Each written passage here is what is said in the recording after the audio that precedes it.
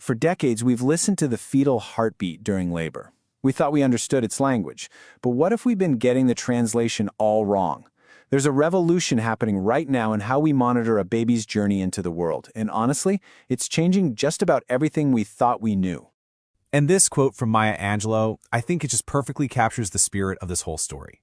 Look, this isn't about pointing fingers or saying we made mistakes. It's about how medical knowledge grows and evolves. We're literally learning a new language, the real language of the fetus, and it's making birth safer. Think about it for a second. Being born is one of the most intense physiological challenges a person will ever go through. It's an absolutely incredible journey, but yeah, it can be really stressful for the baby. So the big question has always been, how do we keep a close watch on them during the super critical time? Well, we came up with a technology called cardiotocography, or CTG for short. This is the machine that prints out those famous squiggly lines, right? It gives us a continuous trace of the fetal heart rate, and this was designed to be our lifeline, our window into the womb to help prevent any harm from a lack of oxygen. But this is where the story gets, well, a little complicated, because the widespread use of the CTG created what we now call a paradox. It had an outcome that nobody saw coming, and it's taken us the better part of 50 years to really figure out why. So here's what happened. The number of cesarean sections just went through the roof. Clinicians would see certain patterns on that paper trace, think they were dangerous, and they'd intervene. And the result of all this, no real improvement in the health outcomes for babies. We were doing more surgeries, but births weren't getting any safer. Which, of course, leads you to ask the most important question of all. What went wrong? We had this powerful tool that was designed to help, but it was just leading to more and more interventions without the benefits we expected. Where was the disconnect? Well, it turns out the answer is all about how we were listening. For years, we were stuck just recognizing patterns, almost like using a simple old-fashioned codebook. The huge breakthrough came when we finally shifted from just seeing patterns to truly understanding the fetal voice, the actual physiology happening behind that heartbeat.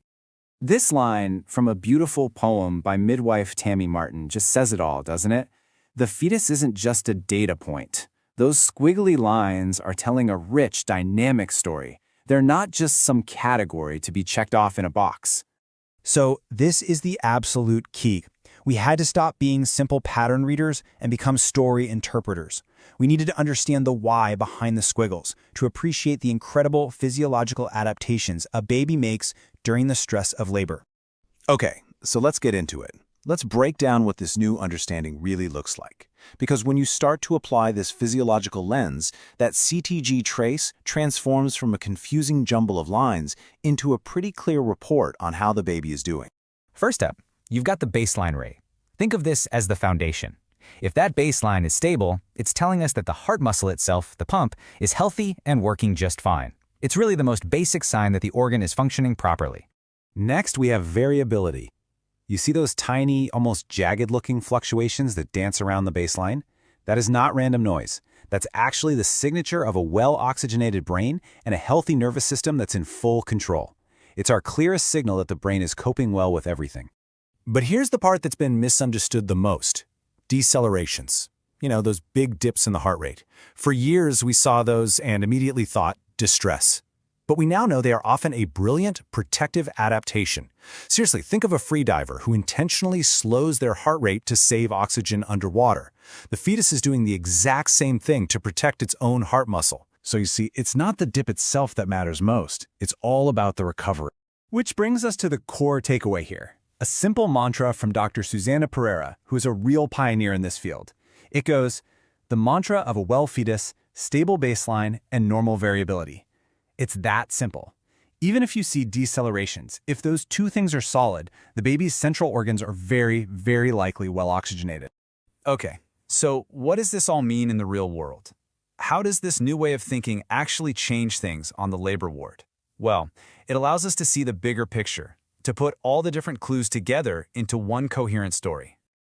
You have to think of labor like a big puzzle. The CTG, as important as it is just one powerful piece. But there are other pieces, right? We have to look at the patient's history, the health of the placenta, how strong the contractions are, how labor is progressing, all of it. That CTG trace only really makes sense when you see it as part of that full clinical picture. And why does this matter so much?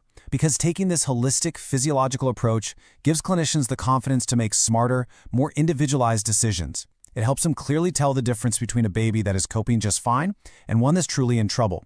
And that means avoiding unnecessary interventions and making birth safer for everybody involved. So, we started this journey by seeing squiggly lines as just simple patterns. Now, we're finally learning to hear them as a voice. And this huge shift from just pattern recognition to deep physiological understanding, it isn't just some academic exercise. It's a revolution that holds the promise of a future with safer, more empowered births for mothers and babies everywhere.